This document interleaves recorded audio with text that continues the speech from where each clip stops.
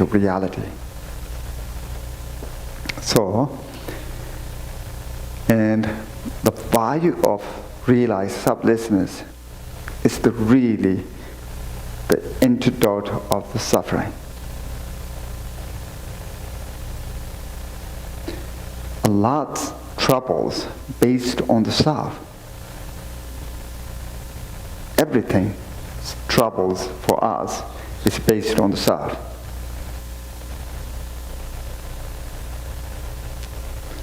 We have hold it on me in the mind, then I needed this, I want this. Or someone says something to me, we're angry, frustrated, everything is based on this self. What we are holding on self, when we check, investigate it, examine it, it's not there. That's what we call misperceptions. To eliminate it and the selfish, self-centered attitude and ego clinging, then we have to realize exactly where things are. That lots of Dharma teachers are checking just for this body and this mind carefully and think about it. And then if we have sense of self something, then just look at it without any judging. Very honestly in looking exactly where it is. So slowly we will gain some sort of certainty on the selflessness. There is no self, permanent something, but at the same time, interdependent self is arising. It's not a contradict. Interdependent self is a selflessness. Selflessness is interdependent of self. In the last part in the Paramita teachings, particularly in the Hatha Sutta, saying that form is emptiness. Emptiness is a form. And there's some teachings describing appearances is emptiness. Emptiness is appearances. The union of appearances and emptiness. The same way. This is a reality. Okay, any questions about here? Yeah. Yes, I have an idea. That's like we are driving a car. Okay. The car is my body. I'm the driver. So my consciousness is the driver. So the car can drive when the consciousness is there. So this is a simple way. The car is all the parts. We are just like I'm the one in charge. I'm the general of all the millions of lives and myself as a life. I'm just in charge of the coordinator. Sure. Then this is a relative way of talking about it. Absolute, then if you say I'm the driver, you are talking about your hands or legs, or which one? I mean, you give order and then it can move. I mean, without a driver, the body is dead. Your movement is yourself, or? It's from, of course, from your nerve. I mean, it's all things, right? From your conscious mind. Where's conscious? Where is the conscious? That is the question. It's unseeable. It's not material. In that way. Yeah. Then this is if you say, this is consciousness, where it is, in the head or in the heart, or where it is. It's everywhere. Yeah, everywhere. That's it. We think there's something, but then really figure out where it is, how big, or where it's located. It's big or small or whatever. The brain and the heart, you can feel it's there, but looks like mostly there. What shape? What shape? Is there a color? If you use brain, then of course there's something. Looks like me. Oh, looks like you. But your soul is looks like you know. Your soul when you are so very But you still attach the self to that self-consciousness. I think, if I remember correctly, the Buddha also repeated that. The Buddha also mentioned that the consciousness is everywhere. He said no, it's not even there. Only when condition arises, then consciousness. That's very profound. Too profound.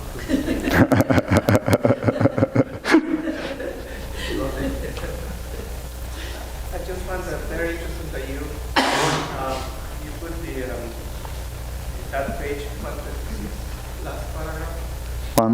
Although I have learned and I have heard to put the emptiness of the self and the emptiness of the phenomenon. So in that conceptualization, still we are analyzing a duality.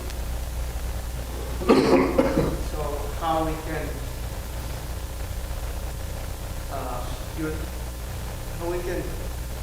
analyze it as a whole, because as he's put it here, it's very interesting because it's the emptiness of self and the phenomenon. So still we're dealing with duality.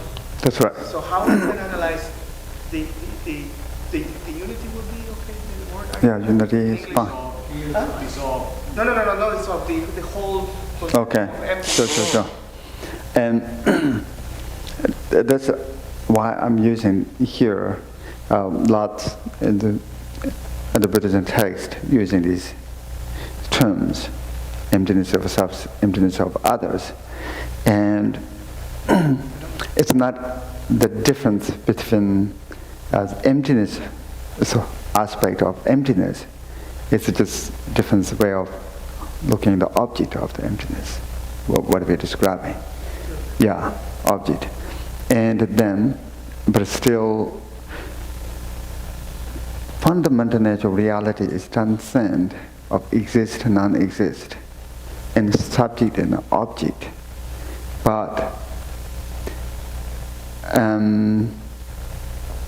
when we describe, we have to do something, right? The communications, otherwise it's very hard to understand. And so that we have to use the dualistic language itself. English, for example, when we make a sentence, then there's subject, there's object, there's verb. So already we have to use that kind of a language. And any other language is saying similar. We don't have any other method how to use it. Sometimes in the teaching saying that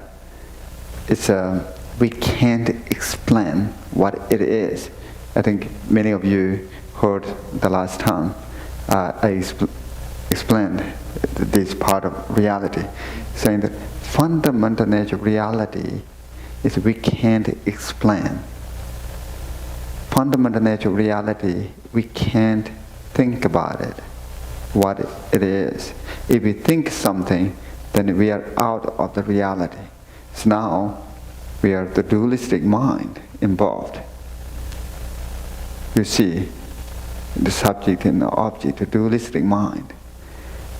It's a reality, it's not something there. When we thought involved, then we are holding something. It could be exist, it could be not exist, or maybe both, maybe neither, or maybe other things, something.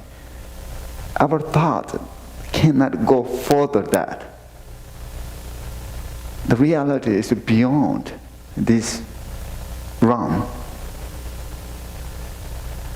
But we don't have any other method. The great master, 19th century, Mapha Rinpoche, he's saying that when the fingers showing the moon, don't look at the finger, just look at the moon. When we teaching the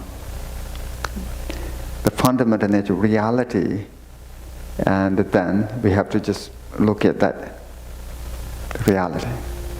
In that level, there is no difference, any. My own nature or nature of others. It's one. It's not just, it's beyond one or two, many, but we have to use one. Oneness, one taste.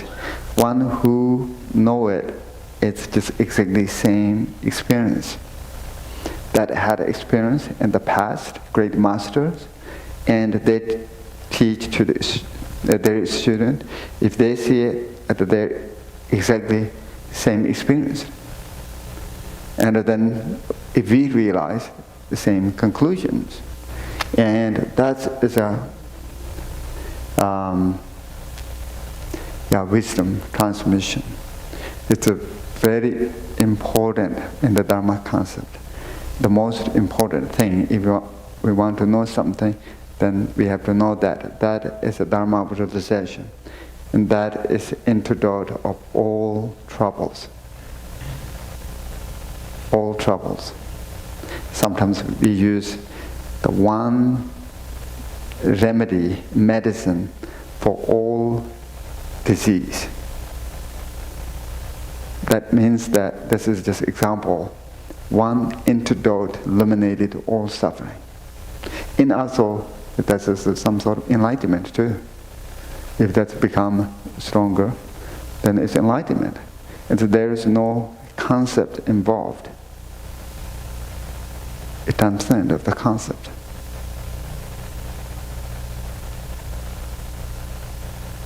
The great meditators, and here, the study, contemplate, meditate on that object. That's we call great emptiness.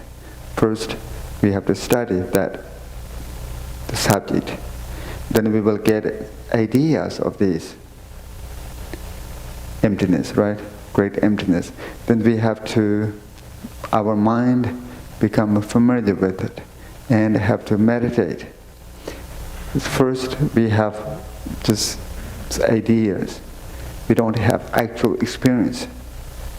If we have become familiar with it over and over again, mind is understanding that emptiness. This is what we call the contemplative meditation. And then become familiar with it, and then resting there. And then later, now we don't have any subject and object, right? Subject itself is object, object itself is a subject. There is union of subject and object. I use terms subject object, but there is no subject object. When we perceive itself as wisdom, wisdom itself is emptiness. The one who is resting there, then we are recognizing one's innate nature. And that conceptual mind into the non-conceptual wisdom, that is a real, authentic Dharma.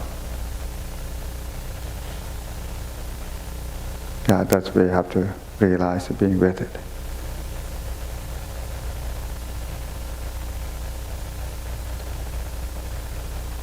Okay, so where is he? Postures, breathing checklist, and you can look at those things. We don't have lots of time, so let's see.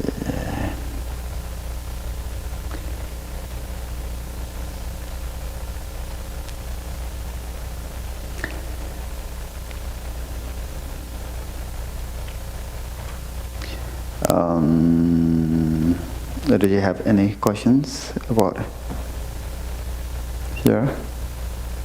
Yeah, please. I can add some, no, not add, but I don't know how to say this, but regarding the eye, recently I saw on YouTube this interesting video. It's called The Message from the Elders. So at some time, 1999 or 97, there was this group of journalists Okay. They wander through the Amazon and they get lost in their. They get lost in this mountain called the Sierra. And Peru, is it Peru? Yeah, and then they ran into a tribe, like an Amazon tribe. Okay. And then the tribe elder said that we've been waiting for you for how long? And they let these journalists film them for how many days? Like a whole week. So the journalists would go through and film the activity of the tribe. And they found out that this tribe has no, in their language, they have no eye. Yeah. And it's linguistically it's very interesting because they said, how can a society survive without that language, the eye? So they found out that the way they educate the children is that at a certain age, they separate the children from the mother, and the children would go off and learn the way of the elders, how to operate without the eye. And this tribe, they said that they last for like 8,000 years. I mean, they've been around for 8,000 years. And they operate without any weapon. They are vegetarian. Wow. So at the end of this whole filming, the elders would send the message back to the holiness, Dalai Lama, because in 1999 there was a conference on the earth, the conservation of the earth or something. So therefore,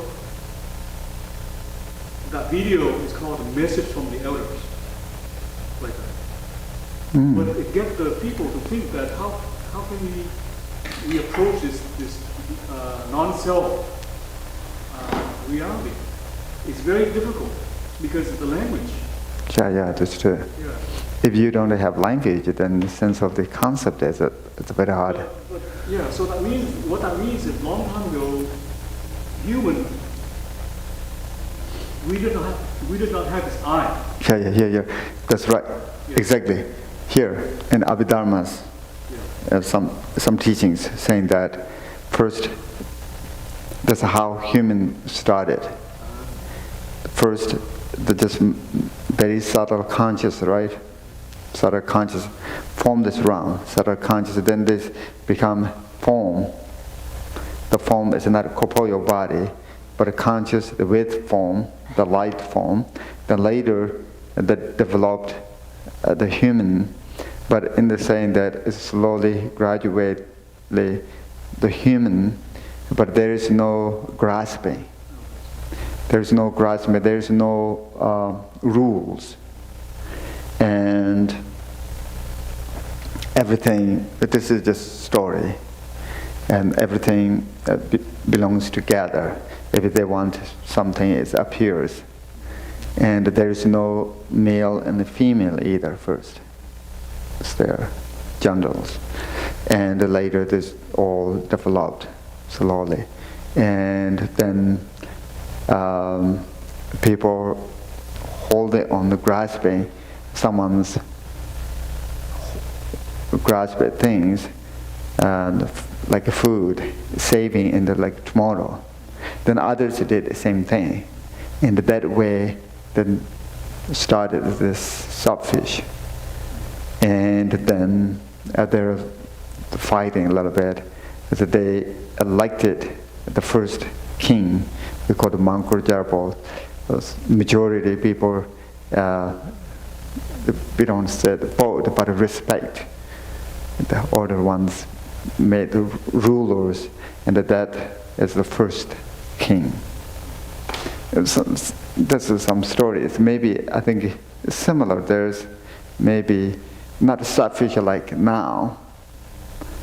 The beginning, then people more and more selfish, self-centered, and also that's the problems. It makes unhappy person, and then it affect surrounding people. I teach music interpretation, and the side I teach is from the anthropological point of view. Okay. So the other case, and this is a true case because I teach it, is the Pygmies from Central Congo. The music from them, ceremonial music. Oh. But I also have to teach them, to the students, the environmental and social context, social cultural context. And they exactly live in a collective way. Everything is from everyone. When they go to hunt, the food is for everyone. They don't share things. They don't share. The concept of this selfish doesn't exist. The music that they do is collective. The three principles elements they have is the collective, social collective activities. I mean, all people is active in that. Of course, the other musical things that probably we will understand. But the thing is that this comes exactly on one of the theories that I applied with Claude Lévi-Strauss, where is there no primitive. There is no primitive, there is no modern society. Well, what's happened is that exactly the multiplication of devices and all these technological things have destroyed the conscience of the human being. So just if you take these people out of their environment, they become selfish. But because they are surviving, and they are surviving every day, so that's why they don't have this kind of consciousness. This gets back again to the beginning of this, how probably societies were before, and the kind of have the lack of selfishness. Selfish. Yeah, selfish. That it doesn't exist. Yeah, yeah. That's kind of That's why someone's really recognized as innate nature. There is no self. Realize sublessness. We call it realization of sublessness. There is no self. That's when we hold it selfish. This is tight, narrow-minded, and then worrying, hope and fear, and large concept based on this. And yeah, we have to a little bit meditate. Meditation is similar. Will be pure meditation. Just we taught a lot analytical way of talking, but also I would like to a little bit introduce rest in meditation. You have to analyze, examine it, then if you really recognize or better understanding one's own mind or self, then we don't have to go through all the time at the analyzing. We have to more rest. This is why happened is that the pure, we use the term self, relax the body, relax the mind, and just leave it alone, itself. If you leave it alone, then suddenly just relaxed. There is no concern, just you can feel your body. So, we can try. We have just only 30 minutes. Yeah, we can meditate a little bit, I think. That would be great.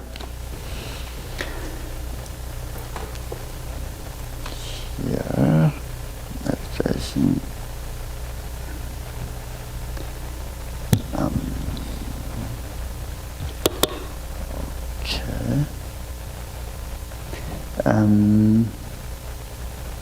Okay, just sit like this, or hands on the lap like this. Either is fine, just relaxed.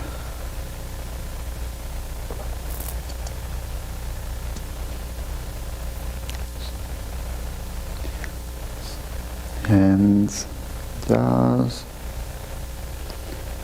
relax. You should feel your body.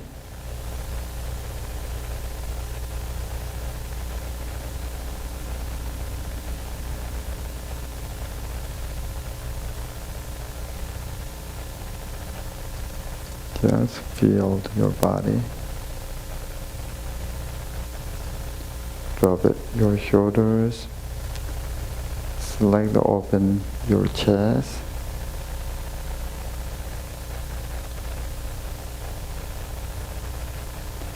Close gently eyes or slightly open eyes, either is fine.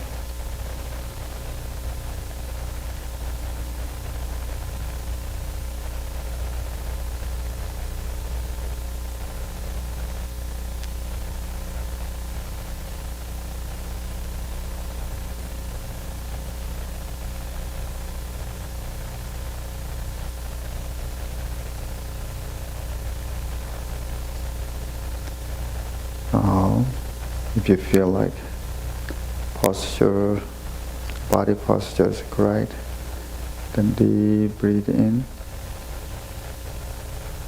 and breathe out completely, and breathe in, breathe out.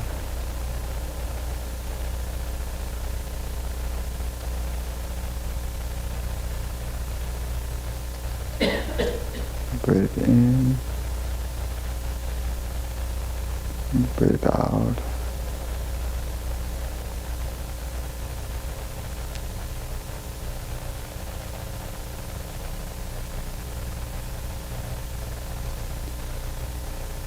Breathe in, and breathe out. While you breathe out, the further relaxed. Relax mind and body together.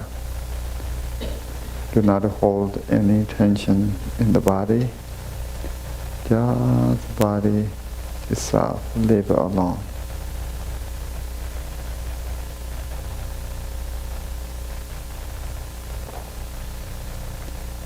Be aware of your thoughts.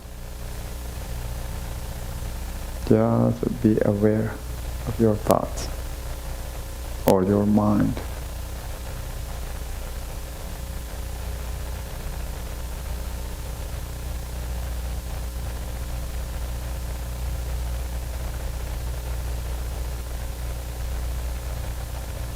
If thoughts are rising, then just notice and leave it alone. Or any thoughts arising, that's also fine. Just being yourself right now in this moment without any judgment.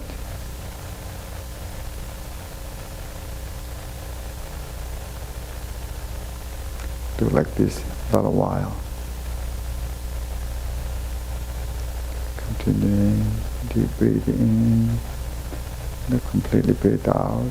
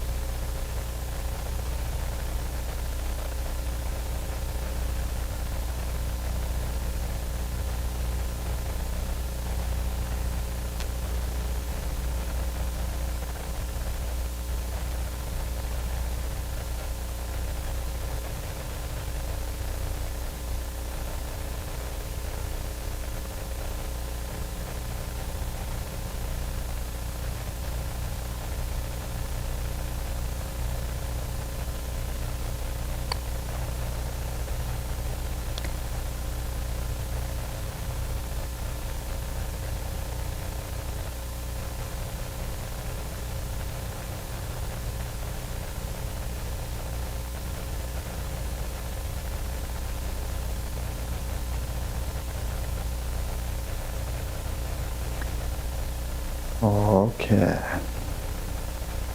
So then,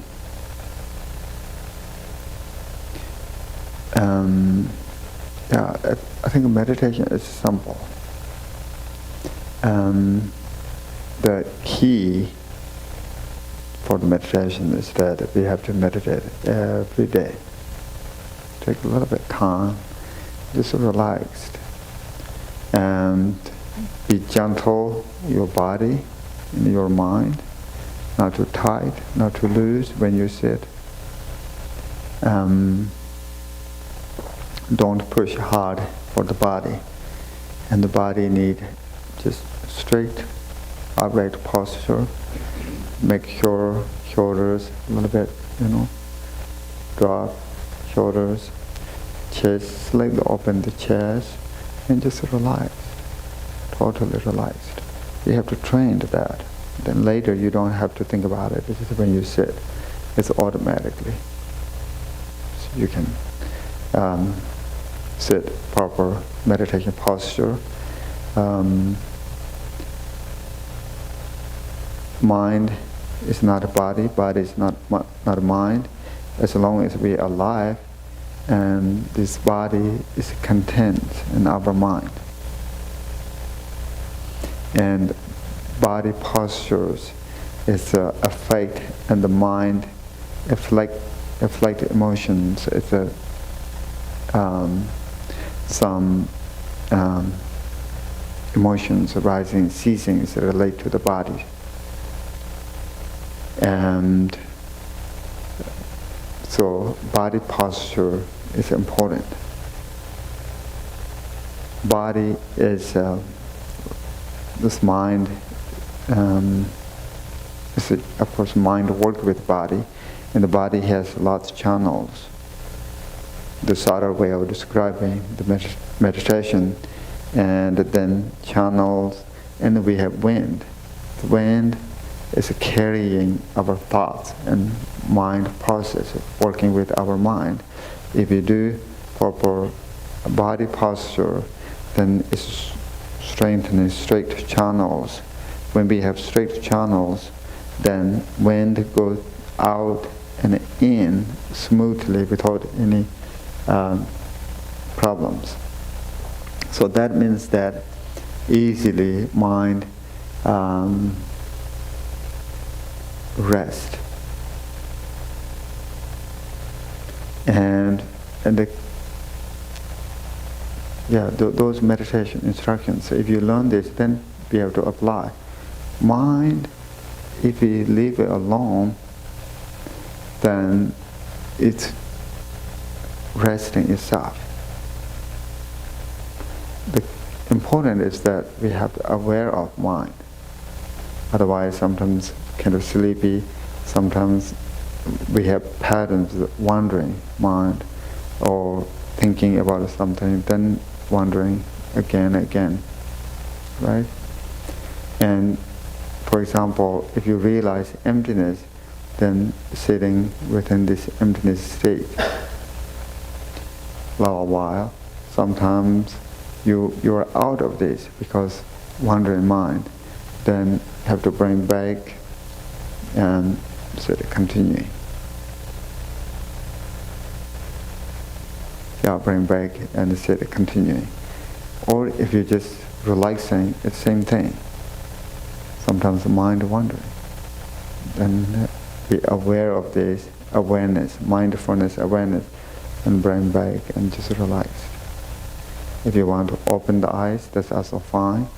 If you want to close eyes, that's also fine, beginners. Either it works. So, be gentle. Don't pushing hard or some sort of ambitious goal something. There is no goal right now. Just relax. We have to do proper things, then meditation experience goal is coming naturally. So be aware of thoughts, then just leave it alone. sometimes thoughts rising, just notice it, leave it alone. If it goes, then it's okay. If you just stay there, it's fine.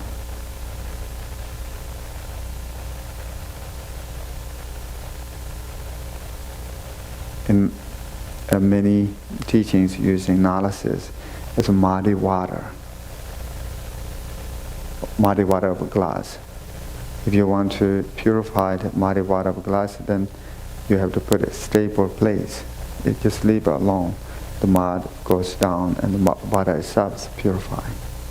Similar, we have lots of thoughts, concepts, and when we sit, proper body posture, deep, breathe in, breathe out, relax, and body, mind, it's just leave it alone, then these unnecessary thoughts is dissolving. That includes selfish, self-centered, and all we just talked about it. It's just slowly come down. Then, in the teachings, they're saying that it's true. That our mind is pure awareness, clear, and very peaceful. The one who stay there to feel joy and happy. So, our innate nature is pure, happy. Some point saying the enlightenment. If you do that, I think it's worthwhile. Sometimes maybe that's the only way we can achieve happiness, kind of stable.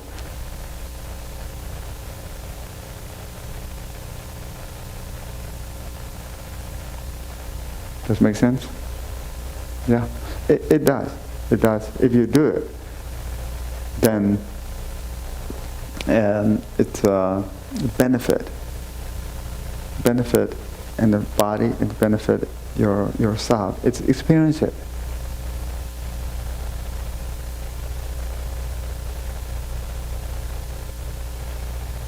Yeah, it's experience it. It's very, very helpful. And to refresh your mind too. After the meditation, you're much happier. Yeah, mind is much sharper and clearer and peace. If you do more, then very quickly enlightenment, right? Shortcut. So, that's, I think, pretty much our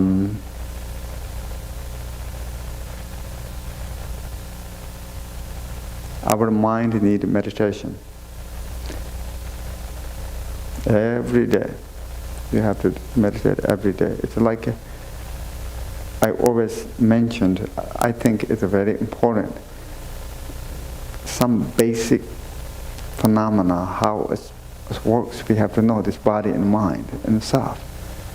We have this body, need food, water, shelter, and exercise, these things, and our mind need meditation.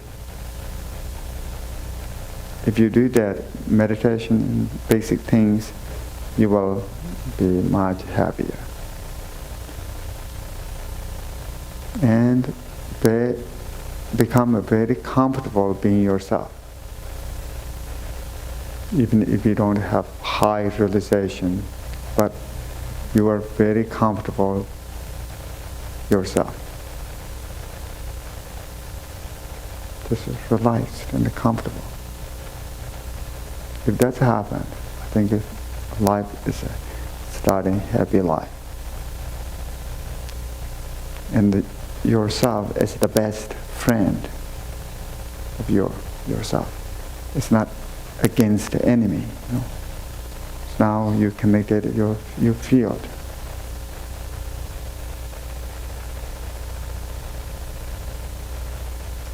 So that's all, I think. Yeah, you're welcome. Can we do dedication?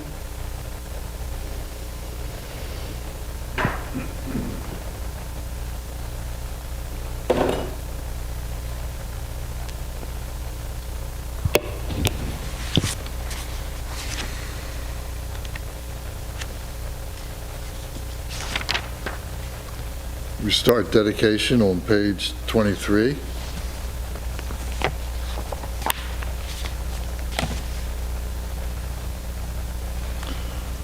Dorje Chang, Talopa, Naropa, Marpa, Milarepa, Dharma Lord Gampopa, Pagma Drupa, and Lord Drikompa. Please bestow upon us the most auspicious blessing of all the Kaju Lamas. By this virtue may I achieve omniscience. By defeating all enemies, confusion, may all who travel on the waves of birth, old age, sickness, and death cross the ocean of samsara. Bodhicitta, the excellent and precious mind. Where it is unborn, may it arise. Where it is born, may it not decline, but ever increase higher and higher. I pray that the Lama may have good health. I pray that the Lama may have long life.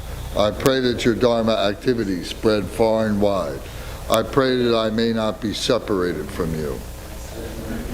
The warrior realized the ultimate state, and as did Samantabhadra, I will follow in their path and fully dedicate all the merit for all sentient beings. By the blessing of the Buddha who attained the three kayas, by the blessing of the truth of the unchanging Dharma as such, by the blessing of the indivisible Sangha order, may the merit I share bear fruit. By the virtues collected in the three times, by myself and all beings in samsara and nirvana, and by the innate root of virtue, may I and all sentient beings quickly attain unsurpassed, perfect, complete, precious enlightenment. May the teachings of the great Trikompa Ratna Shri, who is omniscient, Lord of the Dharma, Master of interdependence, continue and increase through study, practice, contemplation, and meditation until the end of samsara. Go to page 28.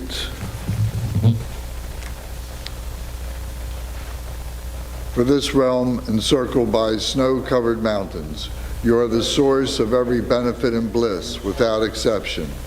Tenzin Gyatso, you are one with Avalokiteshvara. May you remain steadfast until samsara's end. Embodiment of the three precious jewels, Padmapani, who holds the teachings of the victorious one, seeing the all-goodness meaning with the wisdom eye, may you who are spontaneously established activities live long for hundreds of kalpas. Noble Manjushri, the Lord of Speech, who manifests to hold the teachings of the Triple Gem, who raises the lamp of the sage's teachings, may you who are the light of the Dharma live long for hundreds of kalpas. The one known in the Holy Land as Aryadeva, emanated into the Garg clan of eastern Tibet as Jotingpa, the heart son of Jigten Sumgun. May the life of glorious Garchen remain steadfast for 100 eons. In this age of strife, when the victor's teaching faces hardship, through his powerful Vajralike conduct, he takes on himself the heavy responsibility of the unbiased teaching. May Garchen, the son of the teachings, live long. Om Ahum. Thank you very much, Khenpo.